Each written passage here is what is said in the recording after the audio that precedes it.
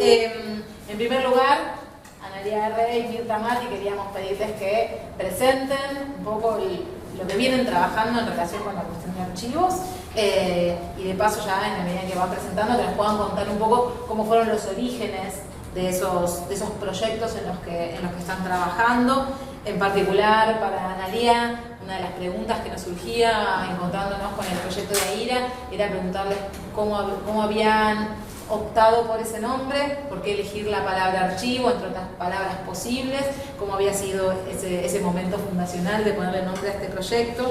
Y en el caso de Mirta, cuando nos cuentes un poco el origen del proyecto, bueno, cómo fue el acercamiento entre lo varelense y Malvinas, digamos, ¿no? Cómo va esa elección de esos temas y cómo los objetivos del proyecto se conjugan con objetivos institucionales vinculados al ámbito universitario en el que ese proyecto tiene lugar. La que quiera puede. Ana, ¿yo? Bueno, gracias por la invitación. Siempre es un gusto hablar de AIRA, debo decirlo, que es como un hijito que tenemos todos los que hacemos AIRA y que nos encanta como trabajo. Para mí también es muy importante porque fue como un refugio después de la jubilación y me permitió trabajar mucho más en cosas que antes no hacía, como que ya verán o ya les contaré cuál. Bueno, ¿por qué un archivo? Bueno, básicamente porque todos nosotros y nosotras somos investigadoras. Y todos hacemos un tipo de investigación donde el archivo es algo fundamental. Es decir, sin archivo no podemos hacer nada. Entonces, la primera palabra que se nos ocurrió fue hacer un archivo con las revistas que nosotros teníamos en nuestras computadoras. Digo que nosotros teníamos porque AIRA viene de muchos proyectos, pero viene originariamente de un proyecto UBASIT que dirigía Silvia Zaita. Silvia Zaita es la directora de AIRA. Y bueno, a ver, esto les estoy hablando del año 98 aproximadamente. Y dijimos, bueno, ¿qué podemos hacer? Veníamos trabajando con revistas, con diarios, ¿qué podemos hacer con estas revistas? Que íbamos a la biblioteca, fotografiábamos y las llevábamos a nuestra computadora. Y ahí dijimos, bueno, hagamos una página.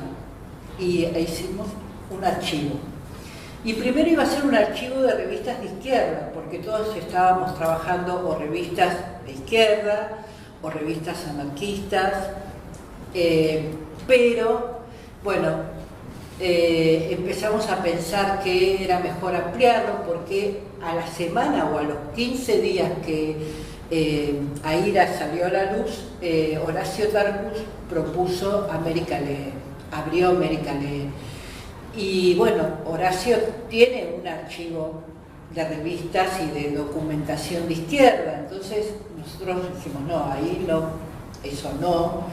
Y bueno, apareció el archivo histórico de revistas argentinas, que ahora es más, diría, que nos gusta más la idea, en vez de pensar un archivo, de pensar un kiosco virtual, como los kioscos han desaparecido y ahora son cafeterías, por ejemplo, o lugares donde se compran muñequitos, bueno, y nosotros trabajamos mucho con investigar el kiosco, cómo se colgaban las revistas, cómo se miraban, qué era mirar una revista en un kiosco, ¿no? Esperar el colectivo y mirar la revista, esperar el subte y mirar una revista. Bueno, prácticas que sean... Entonces nos gusta esta idea de, seguramente no cambiaremos el nombre, pero esta idea de entrar a AIRA y que la cosa sea, bueno, heterogénea, sin pautas extremas, sin decir, son este tipo de revistas.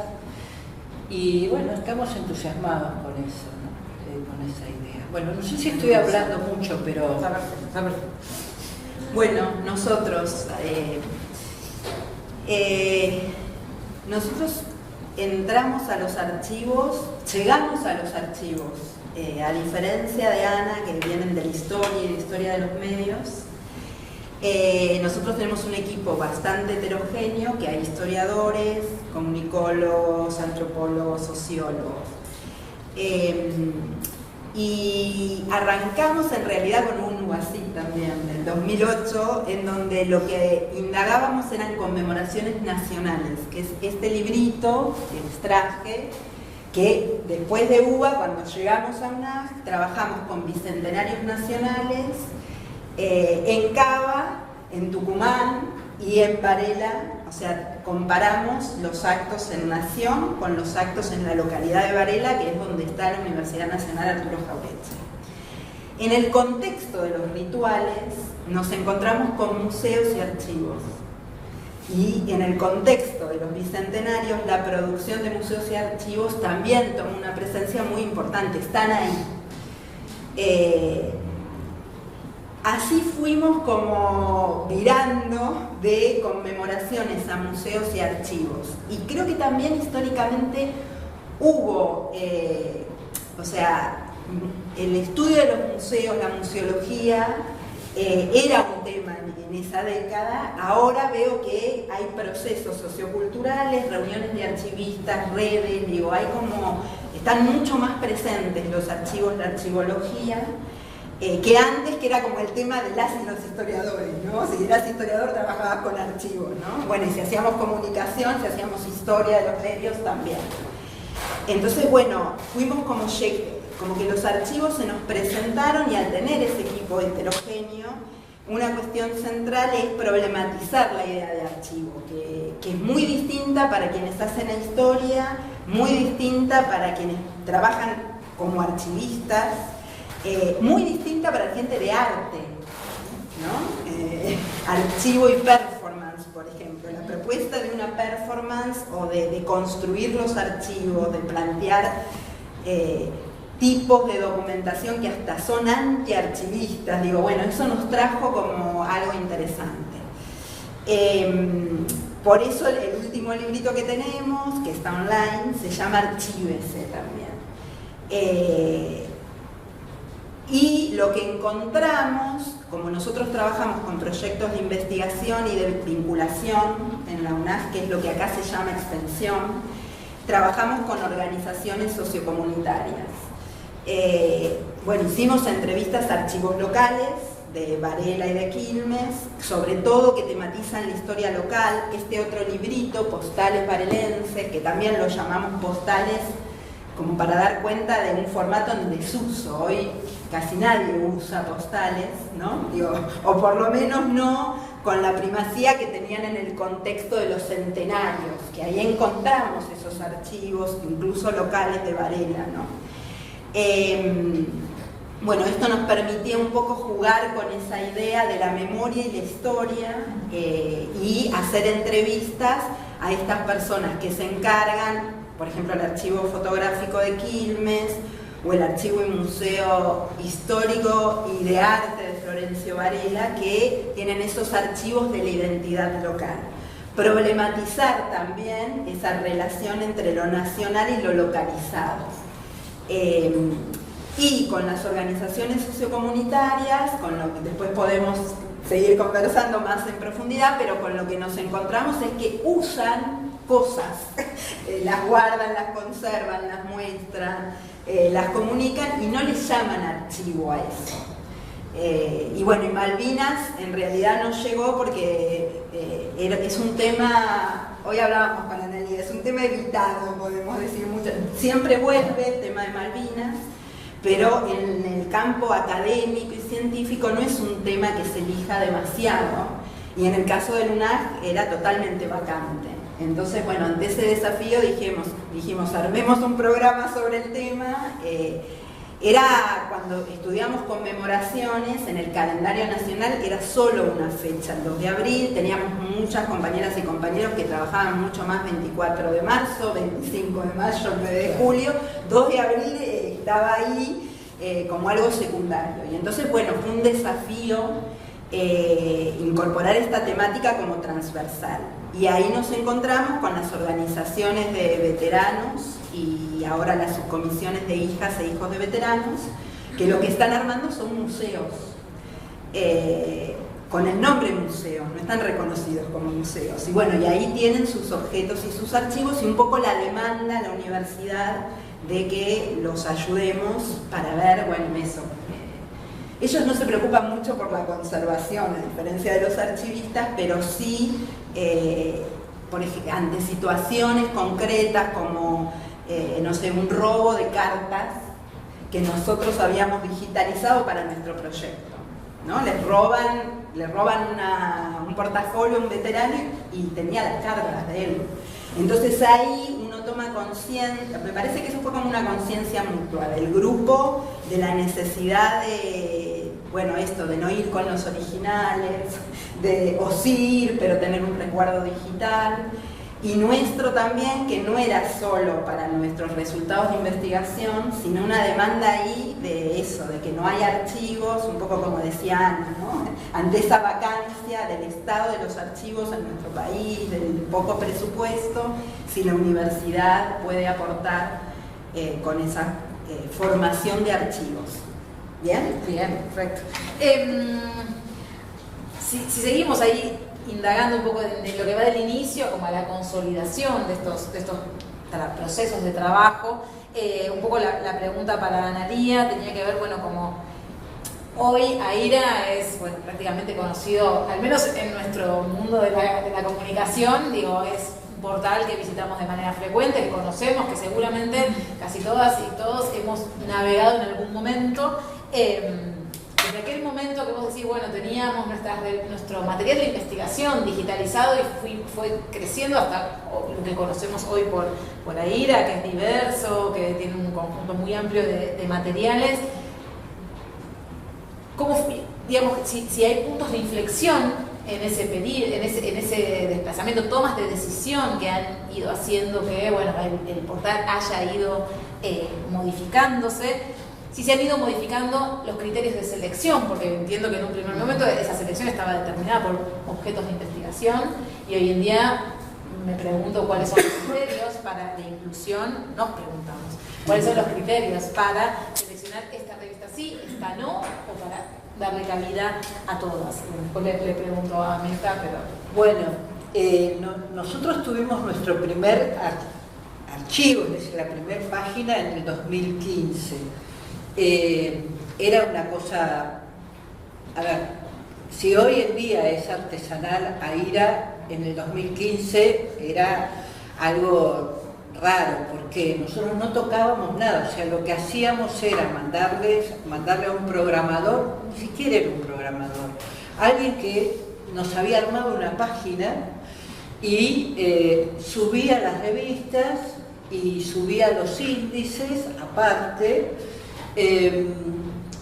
Ahora, o sea, que le mandábamos 3 veces por año, más o menos 4 o 5 revistas, y era una hecatombe de errores, de cosas, bueno, uno miraba 28.000 veces la página y hasta que, bueno, siempre había, y además no se lo podía llamar permanentemente, porque si no era, bueno, o sea, había que hacer listados de errores, ¿no?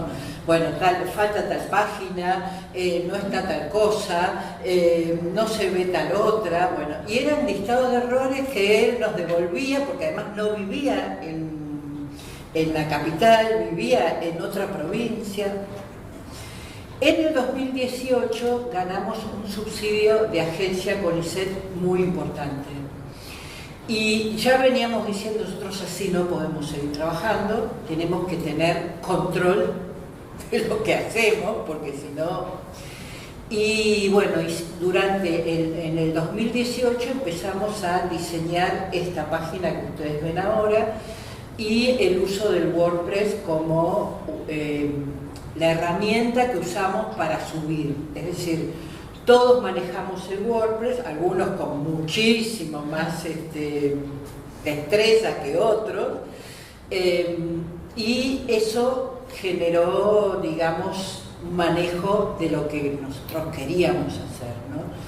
y también solucionarlo inmediatamente, porque el WordPress también es un enano fascista cuando quiere, porque de repente uno sube con un determinado tamaño las tapitas y el WordPress te la pasa así chiquitita, entonces una sale así, la otra así chiquitita, y hay mil cosas, no podés, tenés que poner de las revistas de arriba, es decir, de las más viejas a las más nuevas, tenés infinidad de cosas que durante un año fuimos aprendiendo hasta que... Y AIDA tiene como la cuestión del archivo algunas cuestiones que nos parece que son propias de nosotros, digo, de nosotros los investigadores. Ahora voy a comentar una cosita que está un poquito más tocada, pero nosotros pensamos la página como si fuéramos usuarios, como qué nos gustaba hacer o cómo nos gustaba que fuera un archivo. Y eso fue lo que intentamos hacer. Entonces, cuando estudiamos una revista, lo primero que hacíamos era hacer un índice, porque el índice nos daba una idea, bueno, seguir con el índice. Los estudios críticos, que eran, bueno, tratar de armar una biblioteca sobre revistas, las que tenemos subidas y revistas en general, como una herramienta para la investigación. Y después pensar en las presentaciones que tiene cada revista en dos sentidos, ¿no? Como pequeñas, primero, como AIDA tiene muchas revistas que son ofrecidas por sus directores, muchas revistas están las presentaciones hechas por sus directores o por alguien que tuvo mucha influencia en la revista, o son pequeños articulitos, ¿no? Entonces, que solo se hacen cuando mirás la revista, es decir, que los podés hacer porque entonces medio como que nuestras reuniones son quién se ocupa de una revista, quién se ocupa de la otra, ¿no? Y después está todo el mundo técnico, que no sé si quieren que se los cuente después o ahora. Y la tercera inflexión es ahora, 2024, porque cuando subió Milei nosotros nos quedamos absolutamente desprotegidos. Teníamos una parte de un subsidio sin rendir y un subsidio CONICET agencia ganado, grande, importante, para hacer cambios en los metadatos. Para que el archivo no sea tan artesanal y puedas leer, conocer y puedas trabajar, hacer búsquedas más intensas, puedas leer en los teléfonos, bueno, digamos, todo ese mundo.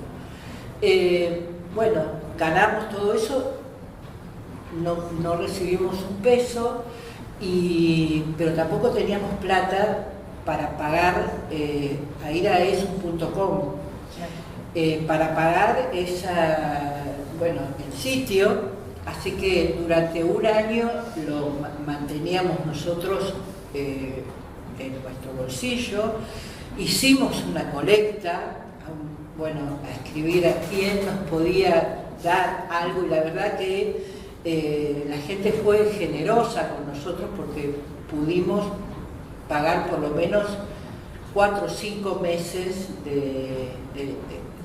del hosting y donde están a resguardo las revistas, porque también está ese tema, o sea, todo lo que está en AIDA está guardado no acá, sino en una computadora afuera, y eso sale plata, y bueno, es un poco, y en eso estamos ahora, ¿no? Trabajando en los metadatos, que no queremos que toque AIDA, es decir, queremos que se siga viendo como está, pero sí queremos que la gente pueda, los investigadores, hacer otros usos, mejores búsquedas, ¿no? El OCR, hacer búsquedas hacia adentro del PDF, que siempre, ahora no se puede hacer, claro. un poco el tema. Ahí, Mirta, me quedaba con algo que dijiste recién, esta idea de que por ahí esos actores de la comunidad guardan cosas que no reconocen como archivos. Me pareció como muy interesante, hay algo ahí como de la conciencia archivística, ¿no? Que tiene que ver con una práctica de guardado relativamente sistemática, con una conciencia de la conservación. Digo, nos interesaba cuando conversábamos para las preguntas para esta entrevista, era preguntarles un poco eso, cómo había sido esa relación con la comunidad, tanto como para obtener materiales con los que armar archivos o para detectar archivos que ya existen pero que no se nombran como tales. ¿Y cómo piensan la relación entre producir, no sé si es el término, producir archivos y producir prácticas de memoria? Es decir, porque por un lado uno puede producir archivos, pero al mismo tiempo está vinculado ahí, o es uno de los objetivos con los que ustedes trabajan, producir memoria. Sí, nosotros una cuestión que encontramos era esta diferencia entre el Estado como aquel que define qué es archivo y qué no, que además cuida el archivo y tiene como esa visión que enfatiza la conservación y el cuidado y también expurga todo aquello que consideran no valioso, ¿no? Entonces digo, hay un montón. Y a nivel comunitario, al revés, sus propios archivos, documentos, memorias, objetos son considerados valiosos, pero las instituciones estatales no los valoran como tales. Entonces ahí, y en Malvinas esto pasaba porque, por ejemplo, los veteranos tenían muchos objetos y documentos que querían donar al museo, pero además el museo no tiene objetos, o sea, ¿no? Digo, es como otra lógica. Entonces, bueno, en esa diferencia empezamos a ver esto, también cuál era nuestra posición, esto que decía Analía también. Ahí está el archivo dado, que es esa institución donde uno va a buscar esos materiales cuando tiene una investigación, y lo que Lila Caimari llama el archivo propio. Analía decía, nosotros vamos, hacemos archivo y todos esos materiales los tenemos digitalizado, y muchas veces descuidando sacar bien la foto, recortarla, que esté en alta, ¿no? Todas estas cosas que los archivistas saben y que nosotros no, porque por ahí nos interesa el contenido. Entonces, bueno, una primera estrategia fue como esta. También tuvimos un proyecto mecenazgo que se terminó, que también, como no pudimos hacer el archivo con una extensión estatal, la hicimos con ARC. Cuando se terminó el proyecto no teníamos dinero, pero sí teníamos el diseño, y ahora estamos como viendo con la UNAC si el área de sistemas, si el área de biblioteca y archivo de la UNAC, ¿no? Que son muy poquitas personas además, ¿no? No son equipos grandes, son equipos chiquitos, si podemos repensar ese espacio. Y los veteranos pasan de considerar muy valiosos sus objetos a nada, ¿no? Como a descuidarlos, entonces por un lado es como el tesorito que a veces no quieren. Nosotros no pedimos el archivo material, lo que pedimos es la digitalización y bueno, y todos los datos que necesitamos, incluso la cesión de derechos, que eso es todo un gran tema, ¿no? Cuando son revistas, por ejemplo, periódicos, si no están los autores, bueno, y ahí a Ira le hicimos algunas preguntas. La institución dice que no, por esto de que el Estado es el arconte, es aquel que cuida, que dice que vale, que no, y que prohíbe hacer cosas que las y los investigadores hacemos, que lo importante es tener esos materiales. Por ahí no puede estar el acceso abierto, pero si lo pide un investigador, una investigadora, se lo podemos dar. Porque las instituciones son muy estrictas con la cesión de derechos del autor de esa revista o de esa nota que aparece en una revista. Entonces, bueno, ahí hay todo un tema, cómo hacer para poder dar cuenta de estos sentidos, porque hay una conciencia y una necesidad de conservar. Pero lo más importante es comunicar, por lo menos para nosotros que también venimos de comunicación, ¿no? Lo más importante es que se usen, y esto que decías vos, cómo podemos generar memoria. En la actualidad, ahora entre diciembre y febrero, vamos a empezar con un taller con veteranos de memorias, y ahí de escritura, ellos quieren escribir sus memorias, así que ahí combinamos entre las profes del taller de lectura y escritura, de trabajar ciertas técnicas para recomponer esas memorias, y las y los profes de problemas de historia argentina para ver qué pasa con las lagunas en la memoria, porque también tenemos que chequear datos. Entonces, bueno, es súper interesante esos talleres, porque no es solo hacer memoria de lo que viví, sino también qué archivos hay, cómo compruebo ciertos datos, cómo trabaja un historiador o una historiadora, con los actores sociales. Y después hay experiencias, los archivos y museos locales suelen tener dinámicas, por ejemplo, el Museo de Varela digitaliza esos archivos súper valiosos del origen de la conmemoración local y los lleva al monumento, y con papelógrafos hacen talleres en el monumento de la plaza, que la gente lo llama bicho canasto, que eso me encanta porque es un cóndor, es San Martín y la bandera, pero el sentido popular, vos ves la forma y tiene la forma de un bicho canasto. Además, en una población migrante, todas las fechas de Varela tienen que ver desde el carnaval, que es el correntino, el señor de Mailín, que es de Santiago del Estero, todos esos saberes populares que les ponen nombres a las cosas, que no son los nombres grandilocuentes del monumento, del archivo. Entonces, bueno, esas dinámicas en el mismo espacio, que queda a 2 cuadras del museo, en el monumento, da otra visión de la plaza, el monumento, la memoria, y el archivo ahí digitalizado grande para poder observarlo. Bueno, lo mismo el Museo Fotográfico de Quilmes, que lo más importante era estas cuestiones técnicas que decían, la conservación de temperatura, porque si lo perdés, perdés todo. Bueno, sí. Pero bueno, después los talleres de fotografía en el espacio del museo, no solo para ver cómo se conservan los materiales, que es importante, sino también como para qué trabajar con esos materiales en relación a la identidad y a la memoria.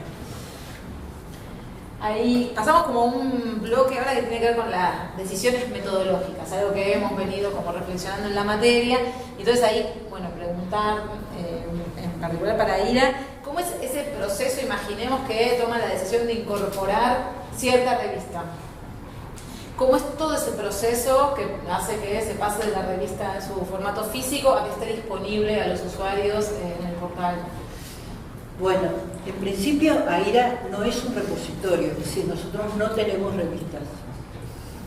Todo lo que ustedes ven lo que hacemos es construir archivos digitales. Es decir, tenemos revistas porque nos donan, ahora voy a contarles un poquito esto, pero no nos dedicamos a juntar revistas, no somos un repositorio en una biblioteca, nada que se le parezca. Nuestras casas albergan durante muchos meses revistas que nos donan, bueno, hasta que se cumple todo el ciclo, y después nosotros a su vez las donamos hasta ahora a bibliotecas populares. Pero bueno, cómo elegimos las revistas es un poco aleatorio, ¿no? También en esto hubo momentos diferentes. Al principio pedimos muchas revistas porque era el momento en que se había comenzado el giro digital, ¿no? Y entonces, por ejemplo, Sarlo había mandado a digitalizar Punto de Vista, la Universidad de Mar del Plata había mandado digitalizar El Escarabajo de Oro, es decir, había muchos proyectos que estaban dando vueltas. Y entonces nos animamos, después de subir estas revistas que teníamos en casa y en nuestras bibliotecas, nosotros todas somos muy adictos a revistas, ¿no? Es decir, nos gusta y nos gustaba mucho comprar revistas. Lo que fue, empezamos a pedir, y entonces ahí empezó a cobrar cuerpo, ¿no? Y de repente gente que era directora de revistas muy importantes, ¿no? Decía, che, ¿no quieren subir la revista? O tengo los PDFs. Y bueno, y ahí empezamos a aceptar muchas revistas y a crecer en número mucho. Además de, bueno, uno veía, entraba a Mercado Libre y decía, bueno, a veces en Mercado Libre se vendían colecciones de revistas por nada, les aseguro, nada. Y revistas que no están completas en la Biblioteca Nacional, por ejemplo, el suplemento literario de La Nación que subimos hace poco, lo compramos por nada en Mercado Libre. Y bueno, después la otra etapa es la pandemia, porque en la pandemia la gente desordenó su cabeza y ordenó su casa, ¿no? Entonces, en el orden de su casa se encontró con que tenía muchas cosas guardadas y ahí empezaron a mandarnos revistas y ahí nosotros crecimos muchísimo porque revistas pequeñas, muchas que las digitalizábamos, pandemia, ¿te imaginás? Agarrábamos el escáner a 4, tiqui, armábamos las...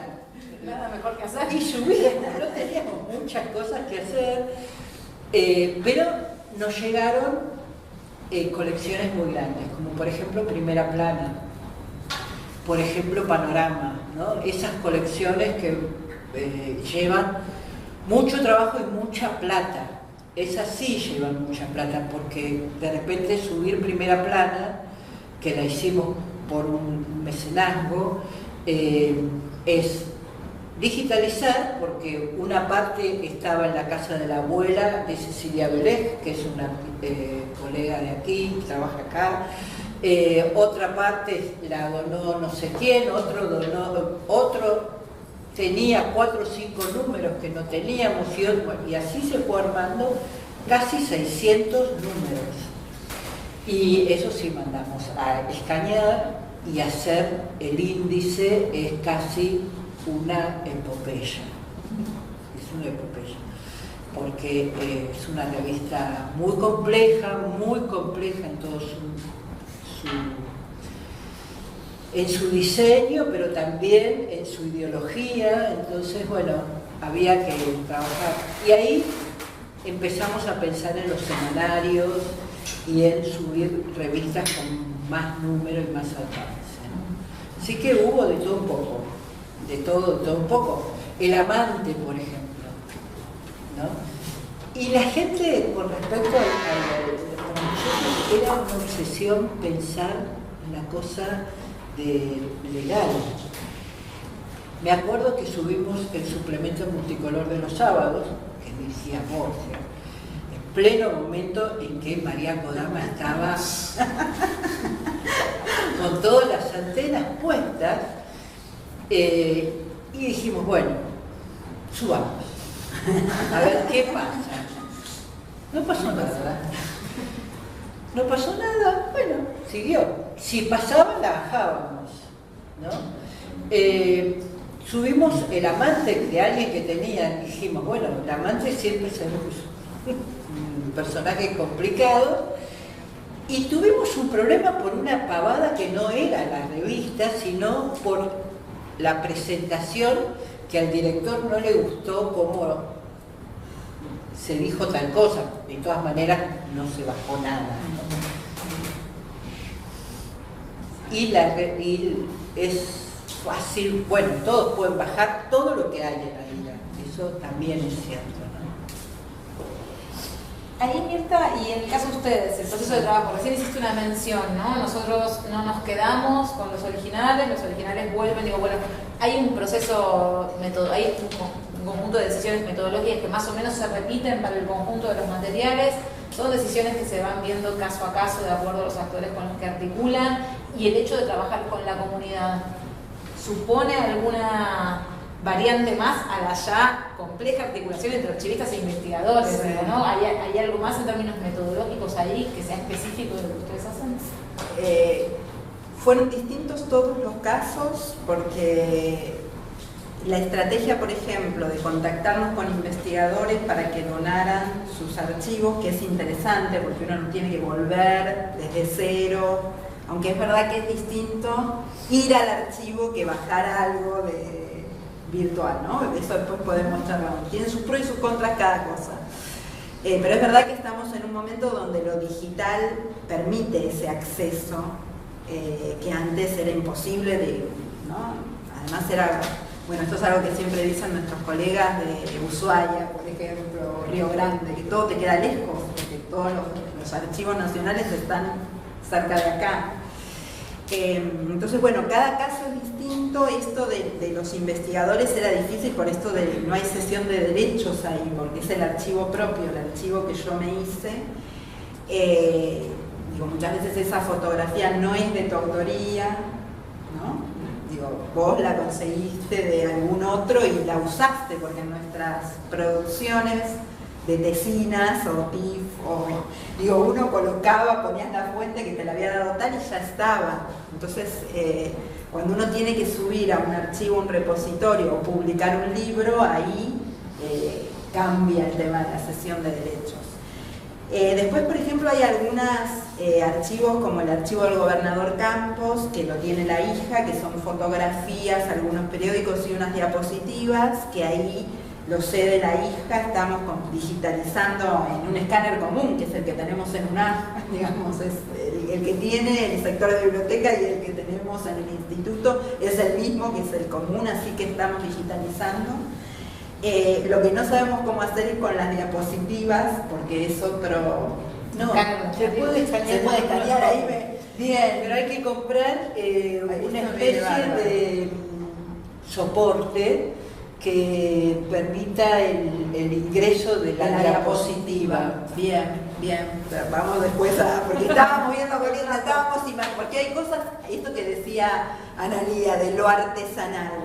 Por un lado, propusimos un taller de archivología que hicimos entre distintos proyectos que trabajamos con memorias locales. También nosotros trabajamos y entrevistamos al ex Pozo de Quilmes, el centro clandestino, que trabaja con la Comisión Provincial de Memoria. Entonces también ahí los archivos son creados por ellos, hacen entrevistas, y como son archivos sensibles, también hay una cuestión con el acceso y la comunicación que pasa específicamente con veteranos. Pasa lo mismo con el tema de los veteranos que están en juicios por tortura. Entonces, bueno, eso también tiene un tratamiento distinto al tratamiento que tenemos, que no pasa por la cesión de derechos, ¿sí? Entonces ahí también hay algo artesanal de ver, bueno, hicimos la entrevista, la desgrabamos, la damos a leer, si hay algún fragmento que no quieren que se publique, hay que sacar ese fragmento y en la cesión de derechos especificar esto. Entonces digo, es como un trabajo de hormiga muy chiquitito hecho por personas que nos fuimos capacitando en archivos, pero que no venimos de la archivología. Y este taller de archivología nos sirvió porque las distintas clases, además de pensar los temas para conversar, invitamos archivistas y a estos centros, los empezamos a llamar emprendedores de archivos, como a partir del concepto de Schelin de emprendedores de memoria. Nos parecía que por un lado, por dos cuestiones, una porque es distinto, tienen la misma característica con el emprendedurismo social, de activar la propia memoria, las causas, lograr incidencia en el Estado para el reconocimiento de esas memorias, pero está relacionado específicamente con archivos o museos, ¿no? Ahí hay como una diferencia. Y nos parecía también que el concepto de emprendedores de memorias había quedado muy sujeto a los crímenes de la última dictadura. Entonces, el pensar emprendedores de archivos, que son emprendedores de memoria, pero nos da esta posibilidad, ¿no? Que son estos grupos que empiezan a tener sus colecciones, ¿no? y de manera colectiva y de manera, disputando porque el Museo de Malvinas no tiene nuestros archivos, bueno, nosotros los ponemos, los vamos a guardar acá en esta caja, ¿no? Estos nombres le dicen en la caja, en el baúl.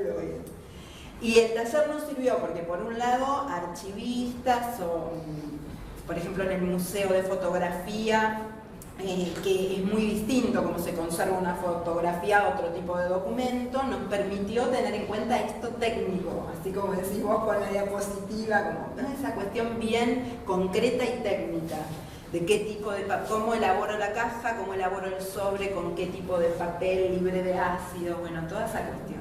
Y por otro lado, como parte del mismo curso eran invitados estos colectivos de memoria, de archivos, también nos permitía reponer otro tipo de uso de los archivos, ¿no? Dos universos como desconocidos entre sí.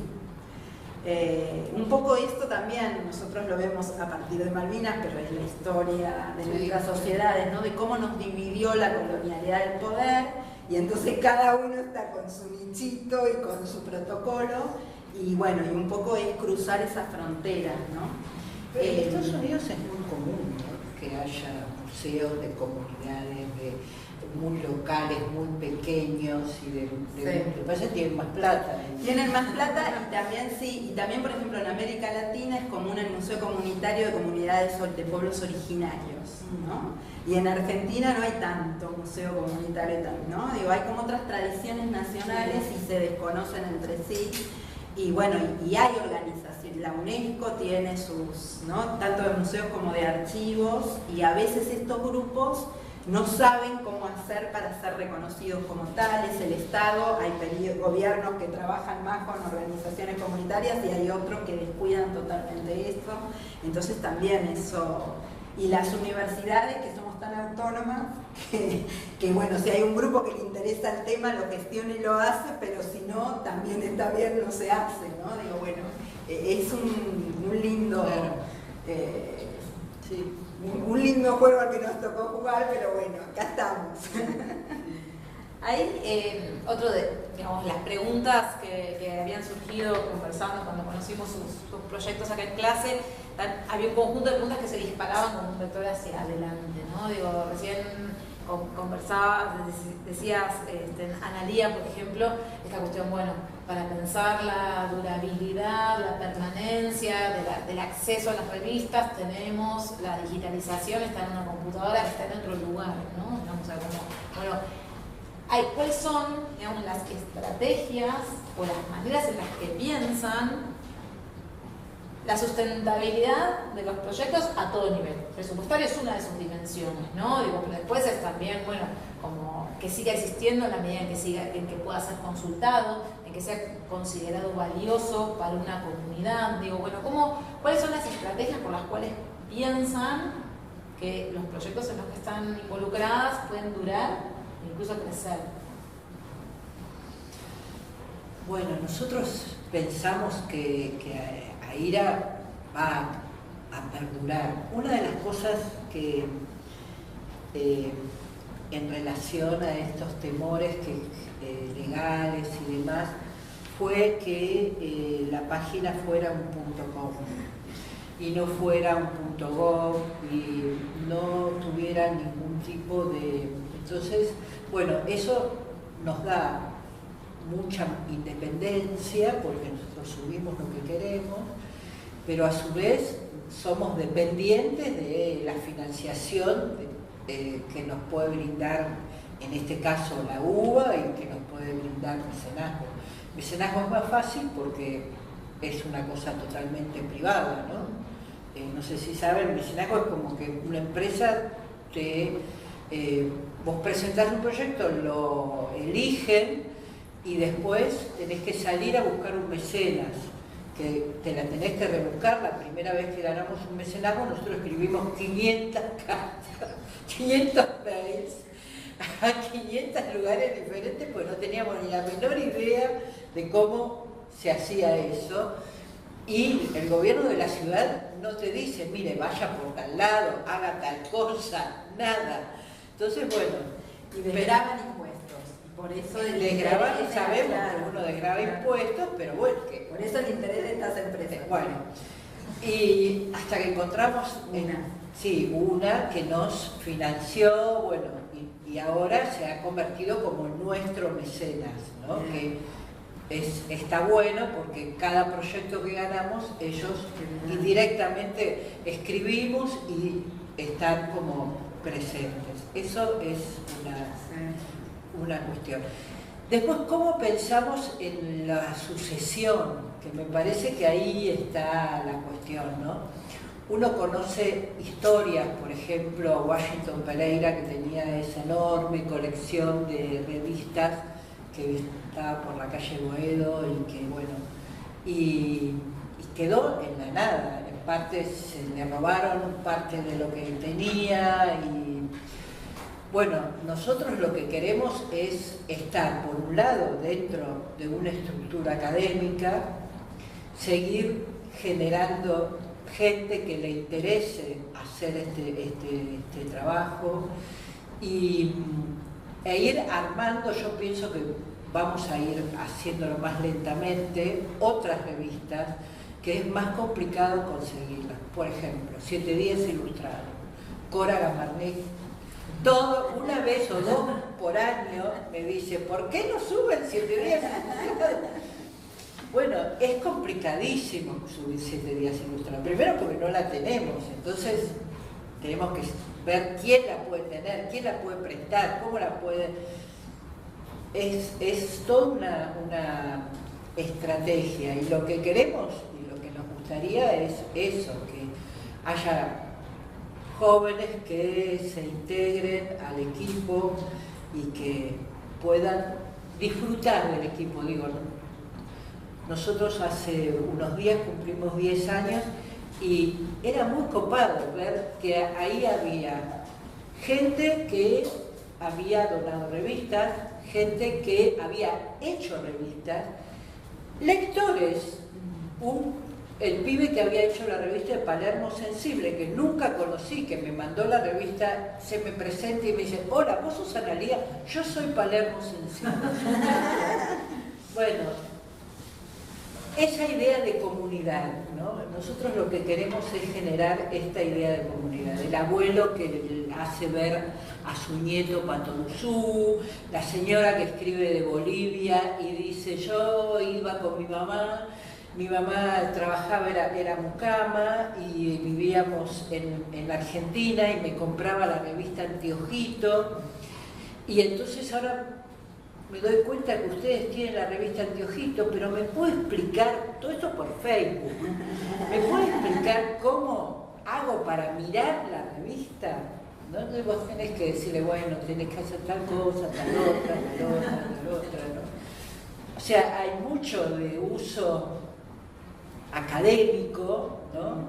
Hay una idea académica, pero hay una idea de comunidad importante, ¿no? Eso me parece que es muy valioso y a los lectores les gusta como marco.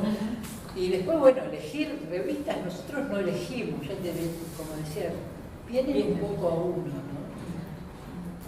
La única revista que pensamos y discutimos mucho si la íbamos a subir o no, fue una revista que llegó también por alguien que trabaja con cómics, una revista que, bueno, tema Malvinas, y si, bueno, era o no una revista que se pasaba, digamos, un debate más ético, unos cuantos pueblos, ¿no? Y ahí, bueno, nuestra idea fue, si nosotros investigamos y sabemos que existe esa revista, investigamos Malvinas, vamos a querer verla, ¿no? Y la verdad es que nunca tuvimos problemas. Y les aseguro que ideológicamente es una revista complicada, ¿no? Para uno, digo, como piensa uno Malvinas. Sí. Bueno, ahí son opciones, ¿no? A tomar. Pero lo de comunidad creo que es lo más lindo que tiene ella. Bien, nosotros futuro. Nosotros ya comenté lo de mecenazgo, que no quedamos .com.ar, no buscamos a nadie, era igual un mecenazgo chiquito, el banco hipotecario. Fue rápido, además, dijeron queremos ser, y dijimos bueno, vamos con el banco hipotecario. No sé, fue rápido, pero claro, cuando se cortó, no es que quedaron. Entonces, bueno, nuestra idea fue porque se corta el mecenazgo. Se corta el mecenazgo, no tenés que rendir y presentarte a otro. Sí. Nunca pensamos en buscar de vuelta empresas como para, bueno, será como en una etapa posterior, supongo, pero lo voy a agendar también. Pero sí, bueno, nos parece esto, que pueda ser .unas.edu.ar. Nosotros, ¿por qué queremos que esté esa página? Porque es mucho más amigable que el RID, que es el Repositorio Institucional Digital. Hay una ley nacional que es el Sistema de Repositorios. Todo lo que producimos los y las investigadoras de las universidades nacionales lo tenemos que pasar al Repositorio Institucional Digital de tu universidad, que a su vez lo sube al Sistema Nacional. En este contexto, todo eso quedó como en desuso. Fue una ley importante porque cuestionó, sin quitar del todo el tema de que la autoría nunca la perdemos. Digo, tu informe de UACID o de UNAG Investiga es tuyo, tu artículo de revista también, tu fotografía también, pero además es del Estado Nacional, tiene que estar en el RIB, ¿no? ¿Qué tiene de malo el RIB? Que si es difícil entrar a ir a que es hermosa la página que tienen, entrar al RID es como imposible, ¿no? Venir nunca a la señora que la mamá le compraba el anteojito, digo, porque es difícil para nosotros acceder al RID y demás. Es importante que esté en esta idea de la ley, de que lo que producimos no es solo nuestro, es para todos y todas, ¿no? Después creo que necesitaría esta cuestión de otra producción. Por eso nos parece importante en un futuro que además que eso esté en el RID, tenerlo en esta página que es mucho más, con un clic entras a los temas. Y después esto que dice Ana, hay que discutir esas categorías, clasificaciones. Y una cuestión para el futuro que me parece importante es que yo me acuerdo que en la UBA había una figura que era interdisciplinaria o interfamiliar, no sé si siguen estando. Yo en la UBA soy simple, así que doy clases, bueno, y estoy en la revista Avatares también, y no voy a estar en nada más a mí misma, amigo, porque cobro un salario de docente simple, ¿no? Desde el año 96 soy docente. Entonces digo, bueno, en una... Me encantaría que existieran esas figuras que den más puntaje y más presupuesto a proyectos que efectivamente sean interdisciplinarios. Y bueno, y también otra cosa que vamos a hacer ahora es proponer, sobre todo, bueno, la directora del Instituto de Estudios Iniciales, que es historiadora, Carolina González Velasco, dice, tenemos que hacer cuando el taller de archivología fue con tantas inscripciones, dijo, tenemos que hacer una diplomatura sobre archivos, memorias, vamos a ver el nombre que podemos darle. Así que en un futuro también esto, además en la zona de Varela había un instituto superior de técnicos en archivología que se cerró por cuestiones también presupuestarias, así que están yendo a La Plata. Y entonces, bueno, pensamos un poco esta posibilidad y hacerla más amplia, no solo para archivistas, sino que también graduados como ustedes, de comunicación, que están interesados en este tema. Que los archivistas, debo decir, que cuando uno se mete al tema archivista, bibliotecarios, la cosa se complica. La cosa se complica muchísimo, porque, bueno, nosotros hemos presentado trabajos y bibliotecarios nos decían, eso está todo mal. No son un archivo, son un centro de documentación. Todo mal, es una biblioteca digital. Es una biblioteca, es una cosa todo menor. mal, porque ustedes no tienen esto, porque no tienen lo otro, no tienen lo de más allá. Y nosotros decíamos, sí, pero tenemos una buena interfaz. Vos haces así, y la revista baja y vos la podés consumir. Y se usa y se investiga y se disfruta, todo A eso. ver, en la universidad no, en la biblioteca de Nueva York se hizo una especie de reunión de investigadores de otras universidades, de muchas universidades, para pensar archivos. Y para mi sorpresa, para toda nuestra sorpresa, AIRA estaba entre las tres mejores. No mejores, sino más consultadas. Bueno, No, mejores. mejores, Las más consultadas son mejores. O sea, gente de Alemania, de Colombia, de lugares que tienen mucho. Sí, porque, y nosotros con 4 o 5 palitos armamos esta página, ¿no? Esto me parece que nada.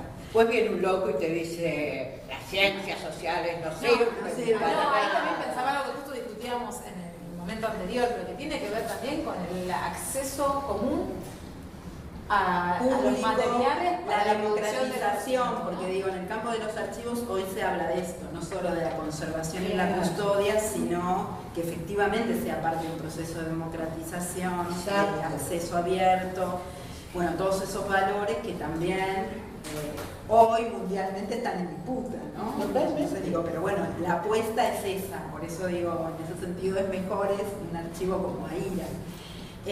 Para mí el futuro tenemos que polemizar sobre esto, porque digo, de un espacio común donde esos otros archivistas puedan ver todo lo que produce AIRA y por qué esto es un archivo, ¿no?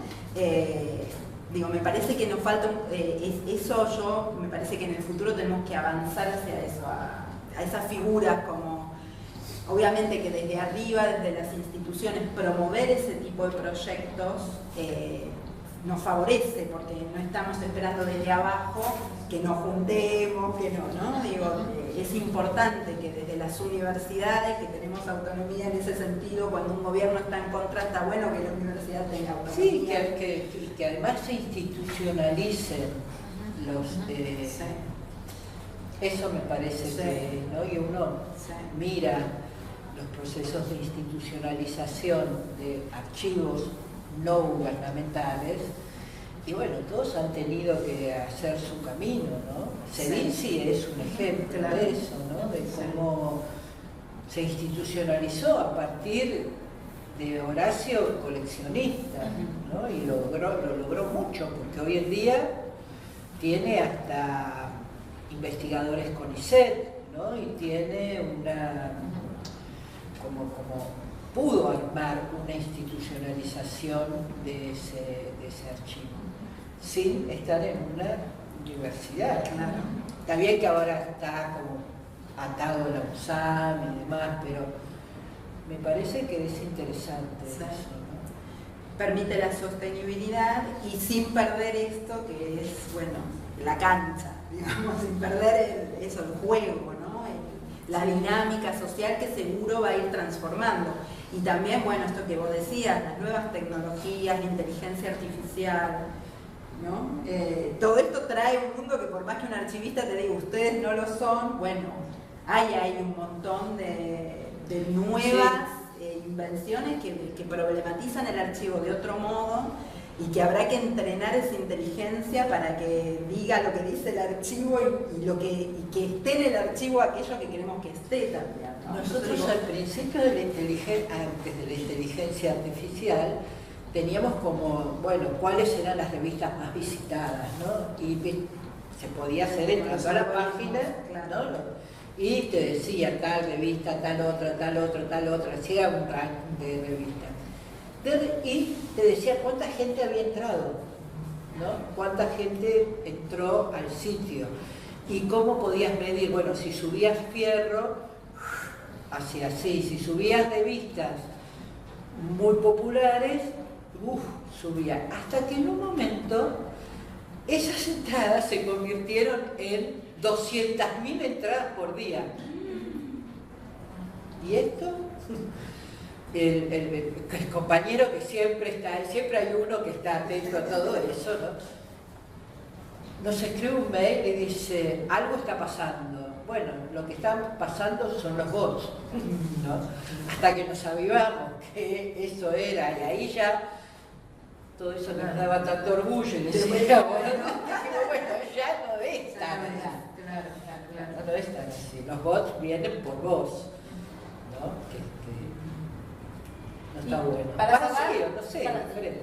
Para cerrar, les voy a hacer una pregunta que siempre hacemos para terminar las entrevistas, que tiene que ver con, bueno, ¿dónde estamos? Estamos en una materia de orientación en investigación de la carrera de comunicación, donde estamos trabajando la cuestión de los archivos, desde una mirada, tratando de forjar una mirada comunicacional para pensar la cuestión de los archivos. Que siempre traían, ¿no? Como estas tensiones entre investigadores, archivistas, bibliotecólogos. Bueno, desde ustedes, desde sus experiencias, ¿qué les dirían a quienes están iniciando la investigación en comunicación de su experiencia con archivos? Digo, ¿no? Bueno, ¿por dónde? ¿Cuáles son los ámbitos, los aportes específicos que podemos hacer desde la comunicación? Vos, Analía, por ahí tenés la historia, pero te tomo como de la casa. Así que la pregunta es buena. Sí, lo mío es, a ver, como dije al principio, creo que no hay investigación sin archivo. O sea, creo en esa mirada de la investigación, creo que los libros dicen muchas cosas, pero cuando uno va a los archivos iluminan mucho más que, o mejor dicho, acompañan a los libros, y esto me parece que es fundamental, ¿no? En mi caso siempre trabajé con historia de con los medios, entonces sin archivo no hay posibilidad de hacer historia de los medios, ¿no? Mi sorpresa, y siempre es una crítica como docente, tantos años de la materia, de pensar por qué sociales tienen tan poca investigación sobre historia de los medios, ¿no? Acaba de salir ahora el libro de Juan Bonome sobre el diario La Vanguardia, este año uno sobre la prensa y la guerra, y no hay gente de sociales, ¿no? Entonces no hay, no hemos, y eso yo me lo hago como una autocrítica, no hemos sabido transmitir que historia de los medios es todavía un ámbito donde uno puede investigar muchísimo. Que es más, la mayoría de los diarios no están trabajados, no están investigados. Entonces uno se pregunta por qué, ¿no? Bueno, es un tema ese. Para mí, y siempre lo viví culposamente, debo decirlo, ¿no? Pero bueno, siempre lo viví culposamente y decía, bueno, será porque yo soy de historia y para mí la cosa viene por ahí, para trabajar medios, ¿no? Pero bueno, creo que hay que trabajar mucho en lugares como estos, hay que pensar que investigar es una de las cosas maravillosas que nos permite nuestra condición de investigadores y docentes de una universidad. Así que nada, lo mío es como decir, hay que ir por ahí. Es más para pequeñas cosas, ¿no? Para pequeñas cosas. Para mí, un trabajo que entra al archivo es un trabajo que sale distinto. Es decir, como que el archivo te trasviste, ¿no? Y te viste de otra cosa, podés leer de otra manera, te da una sensibilidad, es como la fotografía, ¿no? Siempre pienso, ¿por qué los historiadores no miran fotografías? O la mayoría de ellos, ¿no? La fotografía te da nada, estudiamos sectores populares, pero no vemos una foto de un sector popular del año 1900 o 1910. Y hay miles de fotos que te abren el corazón a eso, ¿no? Para mí creo que son todas cosas que sensibilizan la investigación. El archivo, la fotografía, lo audiovisual, ¿no? Y siempre considero que para ser un buen investigador hay que ser una persona sensible. Así que es mi mirada sobre eso. Cuando habló Analía pensé en mi caso también, esa desde la historia de los medios, y como profesora, yo como estudiante, mi tesina fue sobre museos, que fue la primera tesina sobre museos, después hay como 16. No, creo que un poco más. En algún momento, en la jornada de comunicación habíamos hecho una mesa convocando a quienes además estudian museos, desde que, bueno, el museo además es considerado el primer medio masivo de comunicación, que es bien interesante también, ¿no?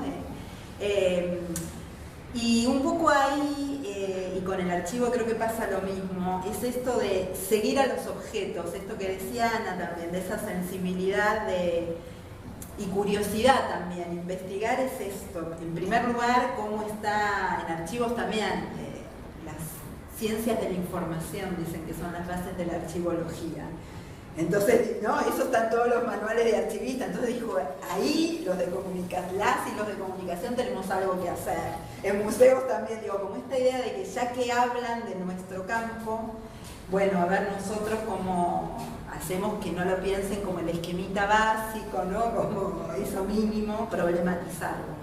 Y me parece que ahí es eso, seguir a ese objeto, no solo los libros, sino qué recorridos tuvieron, ese archivo de dónde vino, por qué está ahí, por qué se expone o no, con qué lo hace en serie, ¿no? Porque ahí ponen su índice de determinado modo, y entonces uno también en los grupos puede ver con qué hicieron esa colección, esos sentidos buscarlos con las cosas. Y para eso me parece que uno tiene que tener sensibilidad y curiosidad, porque eso te engancha, ¿no? De decir, y no está hecho todavía. Y me parece que es algo muy de nuestra carrera también, ¿no?